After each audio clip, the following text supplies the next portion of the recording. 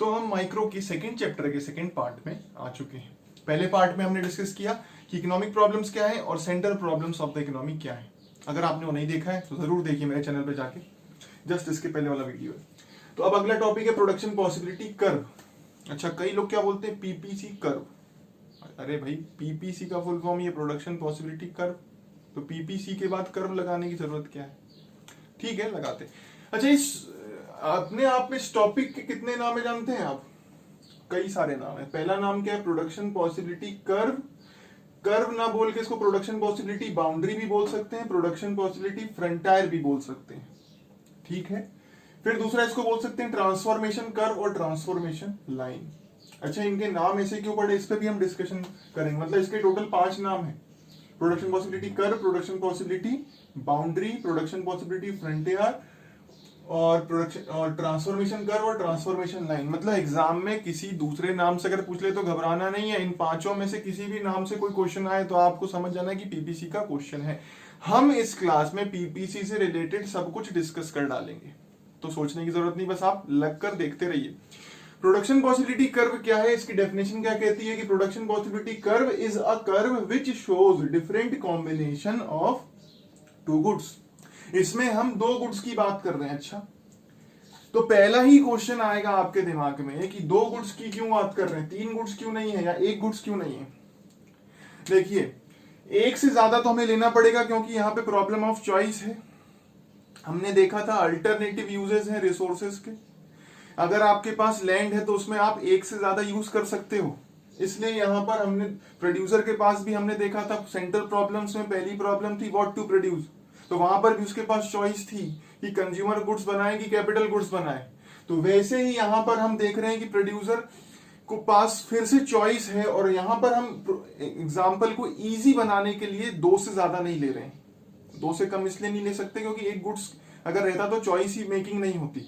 अगर एक ही गुड्स बना सकते हम पाते तो हमारे पास चॉइस मेकिंग या डिसीजन मेकिंग करना ही नहीं रहता, तो इकोनॉमिक प्रॉब्लम ही नहीं होती, तो हमें इतनी पढ़ाई करनी ही नहीं पड़ती। एक से ज्यादा चॉइसेस रहती तो कई सारी चॉइसेस हैं, एन नंबर ऑफ चॉइसेस हैं, पर यहाँ पर एग्जाम्पल को हमको समझ में आए इकोनॉमिक्स का एक कंसेप्ट, इसको इजी बनाने के लिए यहाँ पे 2 गुड्स लिए गए हैं। आई बात समझ में?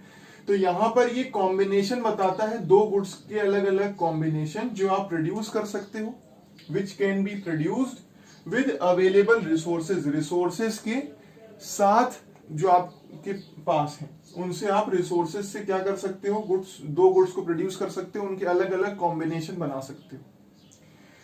अच्छा, on the assumption that, 3 assumption यहां पर लेके चलनी पड़ेंगी। मतलब पीपीसी कर्व जब भी हम पढ़ें तो ये 3 अजम्पशंस कभी ना भूलें।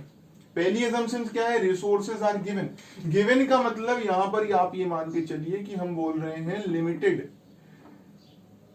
लिमिटेड रिसोर्सेज सीमित हैं। मतलब आप रिसोर्सेज को बढ़ा नहीं सकते। मान लीजिए आप प्रोडक्शन करने जाएं और चाहते हैं कि बीच में बढ़ा दे प्रोडक्शन, तो ऐसा नहीं है। रिसोर्सेज जो है, संसाधन आपके पास जो है सीमित है। उदाहरण के तौर पर अगर मैं लूं एक लैंड है आपके पास, तो लैंड के डायमेंशंस फिक्स्ड है, आप उसको बढ़ा घटा नहीं सकते हो। तो 2 गुड्स को आपको प्रोड्यूस करना तो उसी लैंड के अंदर करना, मतलब रिसोर्सेज सीमित है। दूसरी चीज है resources are fully and efficiently utilized. दूसरा क्या हमारा एजम्पशन है कि रिसोर्सेज फुल्ली और एफिशिएंटली यूटिलाइज हो रहे हैं। मतलब हम ये मान के चलते हैं इसमें कि भाई रिसोर्सेज हमारे फुल्ली यूटिलाइज हो रहे हैं। उसके बाद हम देखेंगे technology remains constant.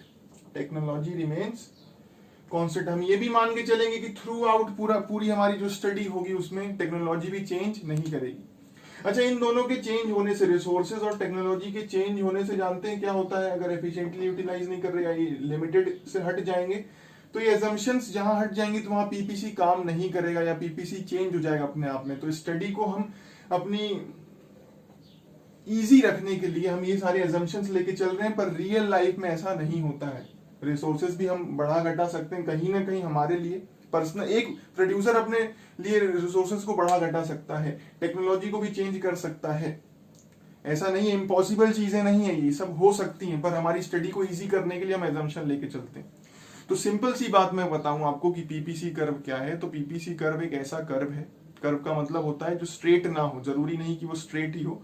Graph paper में हम यहाँ उसको जो प्लॉट करते हैं किसी भी पेपर में जहां पे दो एक्सिस लेते हैं हम उसको कर्व कहते हैं।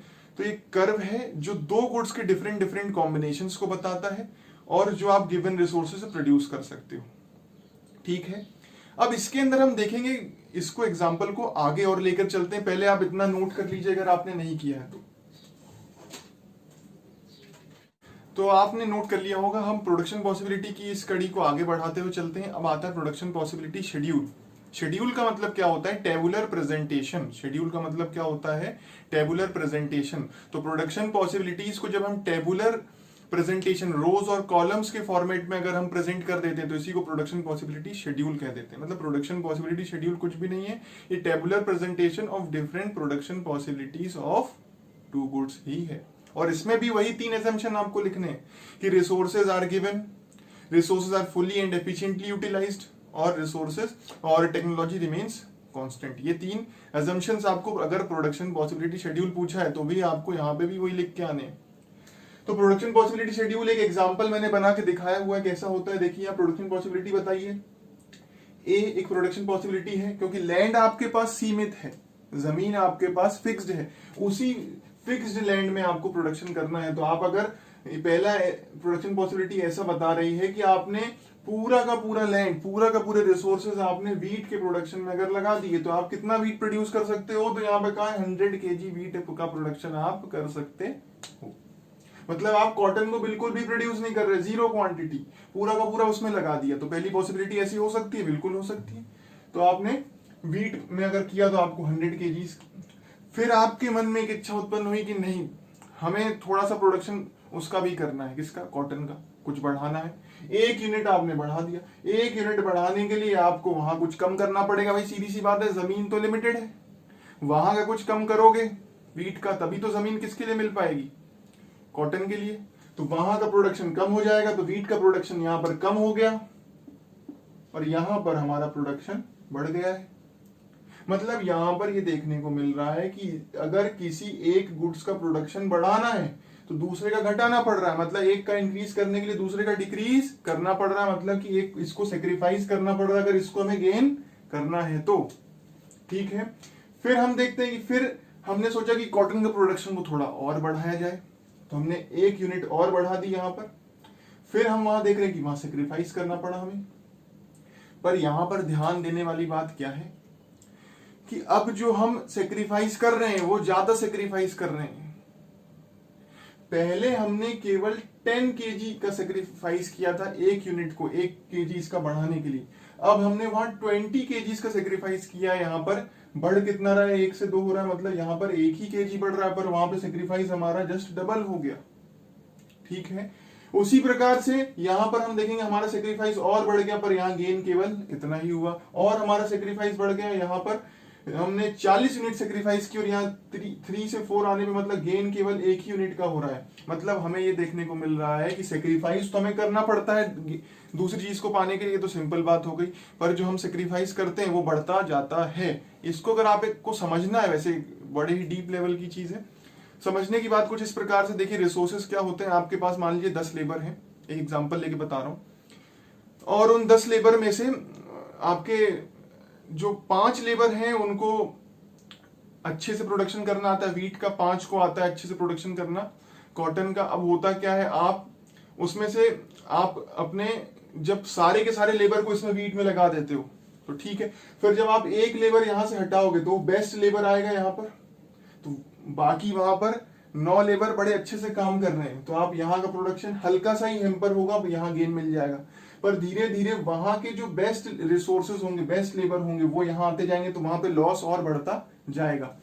अगर ये समझ में भी नहीं आया हो ये वाली पॉइंट केवल स्पेसिफिकली, तो इसको कोई लेने देने की इसकी चीज नहीं है, बड़ा ही डीप लेवल का पॉइंट था। पर मुद्दे की बात हमें क्या पकड़नी है कि हमें सेक्रीफाइस करना पड़ता है दूसरे गुड्स का प्रोडक्शन बढ़ाने के लिए, और हमें जो सेक्रीफाइस है हमारा पर यूनिट के लिए बढ़ता जाता है बार बार। मतलब पहली बार आपको 1 यूनिट बढ़ाना है ना, तो कम सेक्रीफाइस करना पड़ेगा, अगली बार बढ़ाना है तो और ज्यादा सेक्रीफाइस करते चलना पड़ेगा आपको प्रोडक्शन पॉसिबिलिटी शेड्यूल के अंदर। अच्छा, प्रोडक्शन पॉसिबिलिटी कर्व क्या होता है? कुछ भी नहीं, इस शेड्यूल को ही जब हम ग्राफ में प्लॉट कर देते हैं तो वो क्या बन जाता है? प्रोडक्शन पॉसिबिलिटी शेड्यूल बन जाता है। यहाँ मार्किंग्स मैंने पहले से ली हुई है, ये पॉइंट ऑफ ओरिजिन है, ये y एक्सिस, ये x एक्सिस, यहाँ पर हमने कॉटन को लिया, यहाँ पर हमने वीट को लिया। अब हमारी पहली पॉसिबिलिटी को मैं प्लॉट करता हूं ए, जहां पर कॉटन होगा 0 और वीट होगा 100, तो यहां पर हमारा पहला पॉइंट आ गया 100। अब यहां पर दूसरी पॉसिबिलिटी को मैं लेता हूं बी, जहां पर हमारा वीट तो है 90 kg और कॉटन है 1, तो ये कहां रफली यहां पर आएगा कहीं। फिर मैं लेता हूं अगली सी पॉसिबिलिटी, कहां पर आएगी, जहां पर वीट हो 70 और कॉटन हो, कहां होगा कॉटन, इसके ऊपर 2, तो 70 और 2, तो इसको ऐसे भी कर सकते हैं कि 70 और 2 जहां मिल रहे हो इस प्रकार से, तो ये आपकी सी प्रोडक्शन पॉसिबिलिटी हो गई। ये वाली आपकी 90 और 1 की थी, ये आपकी बी हो गई। ए तो आपका यहां पर था ही, और अगला है आपका यहाँ पे जब 40 इसका हो और इसका कितना है, इसका आपका कॉटन आपको कितना पड़ रहा है, एक ही पड़ रहा है, 2 से 3 हुआ, यहाँ पर प्रोडक्शन पॉसिबिलिटी डी हो गई।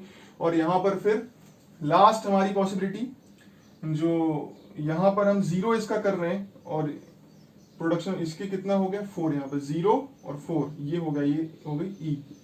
इन्हीं पॉइंट्स को हम ई डी सी बी ए यहां से लेकर हम जब मार्क करेंगे इसको ग्राफ में, तो ये हमारा प्रोडक्शन पॉसिबिलिटी कर्व अपने आप तैयार हो गया।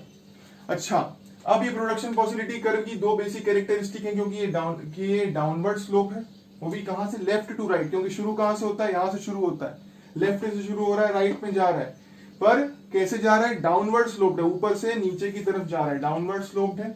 और दूसरा क्या है, कॉनकेव शेप्ड है।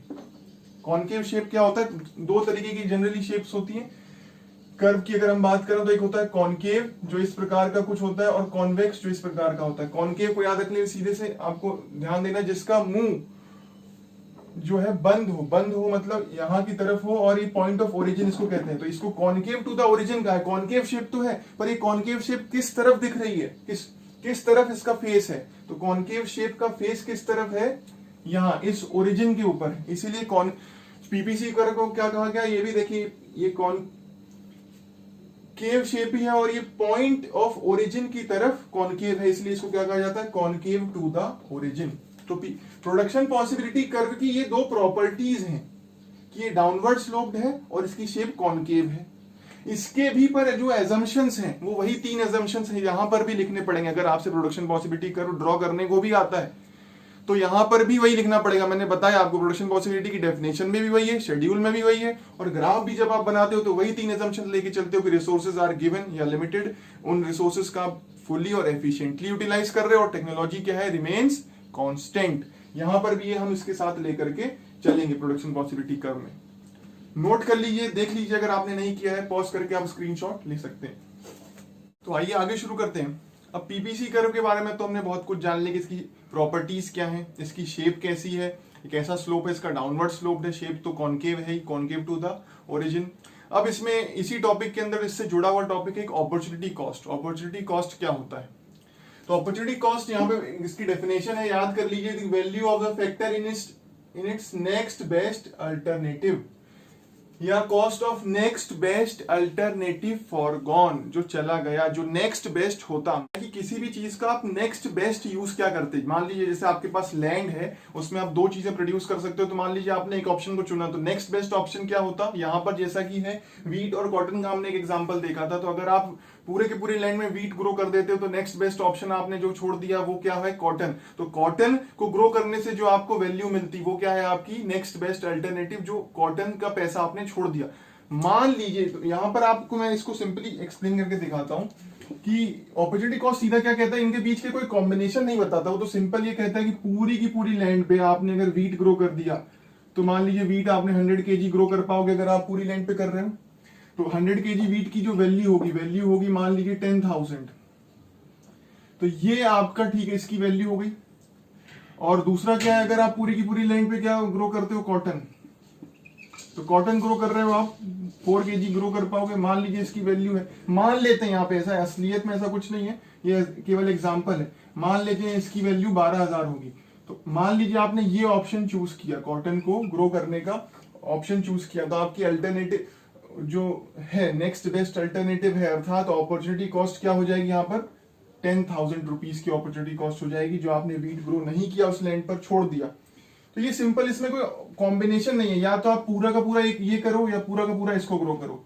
इन दोनों के बीच में अगर आप ये करते हो तो आपने ये छोड़ दिया, इसकी वैल्यू सेक्रीफाइस की, और अगर आप पूरा का पूरा ये ग्रो करते हो तो आपने इसकी वैल्यू सेक्रीफाइस कर दी। इसको कहते हैं अपॉर्चुनिटी कॉस्ट। आई होप आपको समझ में आ गया होगा। अब आते हैं यहाँ पर मार्जिनल अपॉर्चुनिटी कॉस्ट के ऊपर। मार्जिनल अपॉर्चुनिटी कॉस्ट या फिर मार्जिनल रेट ऑफ ट्रांसफॉर्मेशन, दोनों एक ही चीज है, अलग अलग नाम है बस उसके। मार्जिनल अपॉर्चुनिटी कॉस्ट या मार्जिनल रेट ऑफ ट्रांसफॉर्मेशन को जानने से पहले हमें मार्जिनल वर्ड को जानना चाहिए। मार्जिनल का मतलब होता है एडिशनल, अतिरिक्त। यहां पर हम ये पूरे कॉम्बिनेशन का रोल आ जाता है कि आप एडिशनल 1 यूनिट बढ़ाने के लिए कितना सेक्रीफाइस कर रहे हो।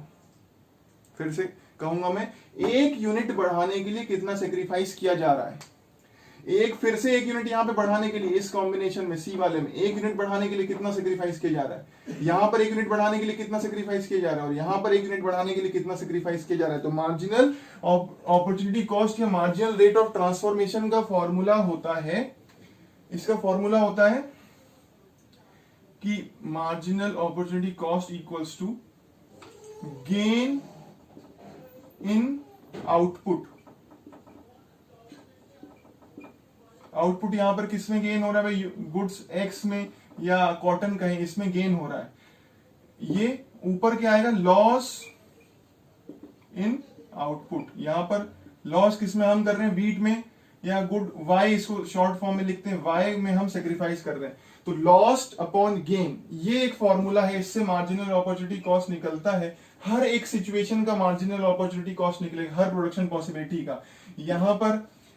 यहां से जो आप यहां पर आओगे तो आपने एक गेन किया है, और तो एक गेन यहां पर, यहां बी का अगर हम निकालें मार्जिनल अपॉर्चुनिटी कॉस्ट, तो यहां पर गेन कितना किया आपने, एक्स में 1 का किया है, और सेक्रीफाइस कितना किया, 10 यूनिट्स का किया है।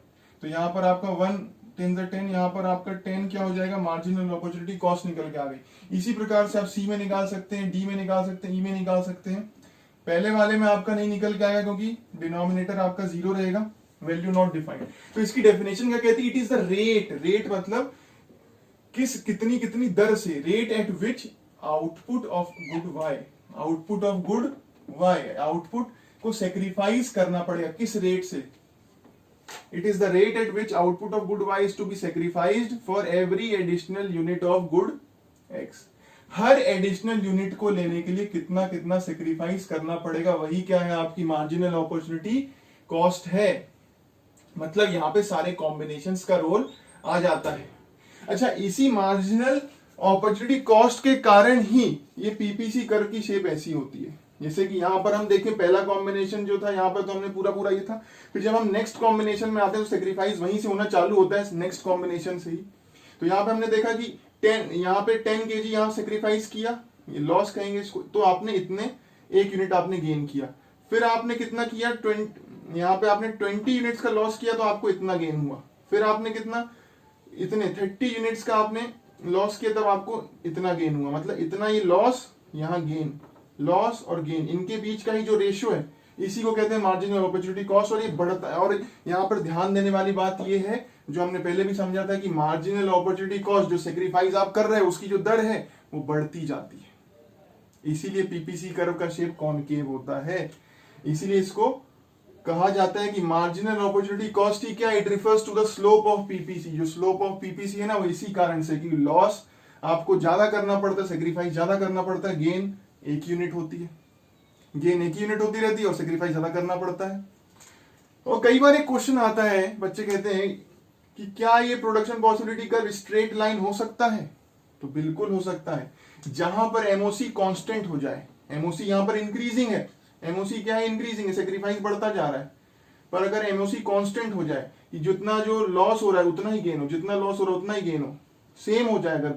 जैसे अगर ये सेम हो जाता है तो फिर स्ट्रेट लाइन बनेगी, क्योंकि लॉस और गेन जब सेम हो जाएगा तो स्ट्रेट लाइन बन जाएगी। पर ऐसा होता नहीं है। होता कैसा है कि ये लॉस तो बढ़ता जाता है और गेन सेम रहता है, 1 यूनिट रहता है। इसी कारण से प्रोडक्शन पॉसिबिलिटी कर्व की शेप क्या है, कॉनकेव टू द ओरिजिन है। मार्जिनल अपॉर्चुनिटी कॉस्ट कहें या मार्जिनल रेट ऑफ ट्रांसफॉर्मेशन कहें, बात एक ही है, ध्यान दीजिएगा। नोट कर लीजिए इसमें से, अगर आपने कुछ नहीं किया हो तो, या आप स्क्रीनशॉट ले सकते हैं। तो आइए अब प्रोडक्शन पॉसिबिलिटी कर्व से रिलेटेड हम अगले टॉपिक पे इसी में चलते हैं आगे बढ़ते हुए कि शिफ्टिंग और रोटेशन ऑफ पीपीसी।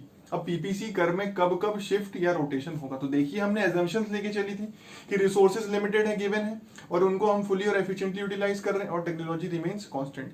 तो जब ये एजम्पशंस हट जाएंगी तो फिर पीपीसी भी अपनी ओरिजिनल पोजीशन से हट जाएगा। तो आइए हम चलते हैं, पहली वाली एजम्पशंस को हम बदलते हैं कि चेंज इन रिसोर्स। तो चेंज इन रिसोर्स होने से क्या होता है, तो देखिए इंक्रीज इन रिसोर्स, जब आपके पास मान लीजिए लैंड थी, अब लैंड ही बढ़ गई है तो आप प्रोडक्शन बढ़ा सकते हो, वो भी दोनों गुड्स का प्रोडक्शन बढ़ा सकते हो।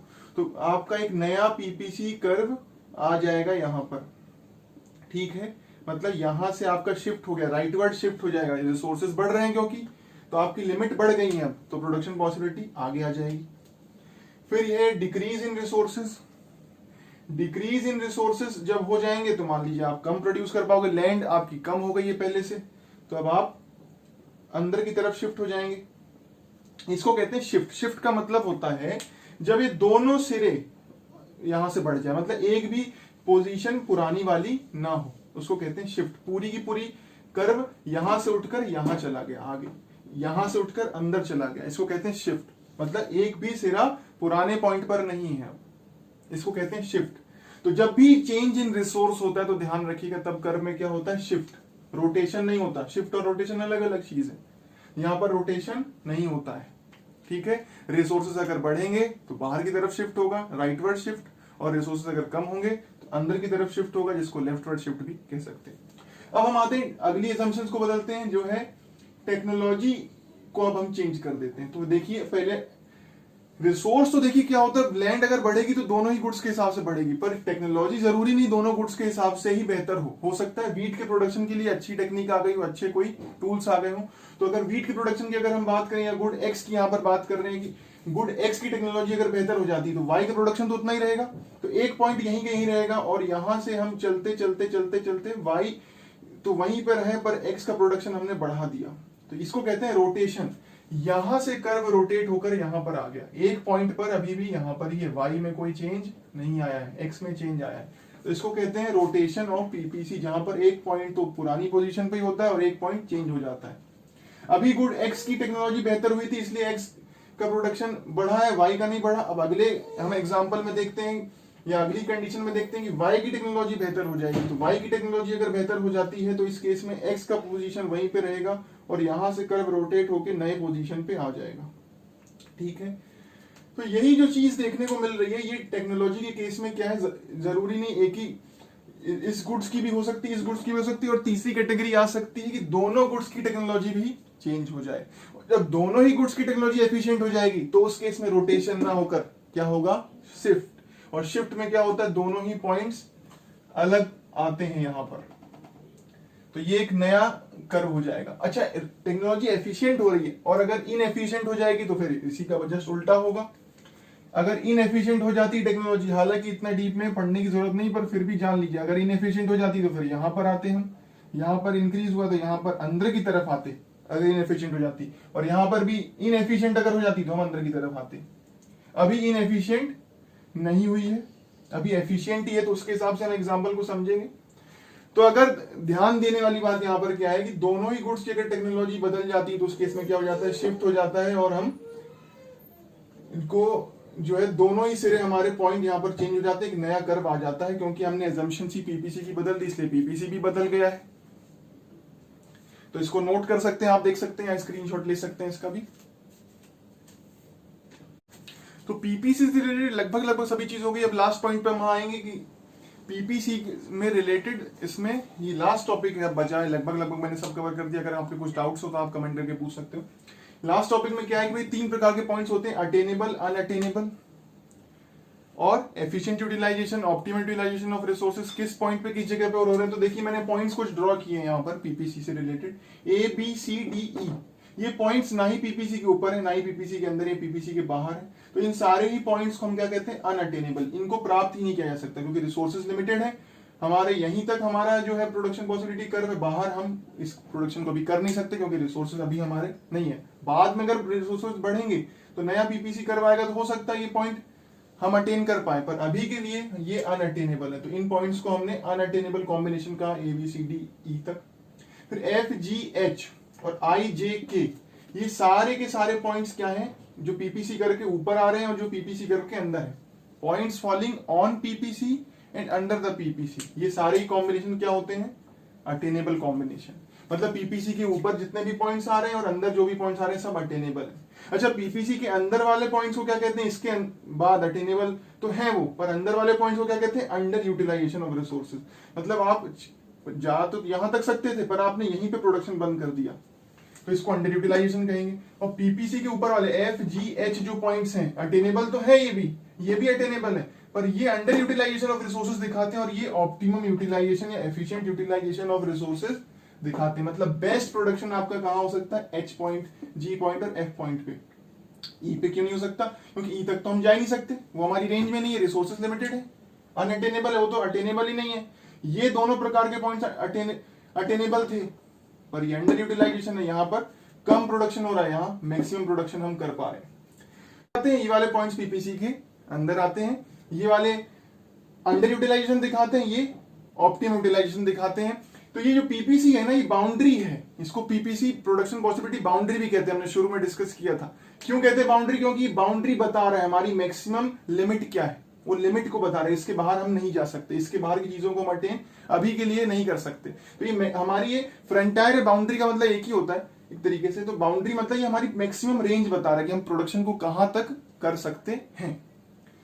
और ये वही है, गुड्स को हम यहां से गुड्स एक्स से वाई की तरफ जाते हैं तो ट्रांसफॉर्मेशन करते हैं वहां से यहां आने की तरफ, तो इसीलिए इसको ट्रांसफॉर्मेशन कर्व या ट्रांसफॉर्मेशन लाइन भी कहा जाता है। तो यही था पीपीसी कर्व का नाम रखने का रीजन। हमने पीपीसी कर्व के बारे में सब कुछ जाना। जुड़े रहिए, subscribe to my channel. Thank you.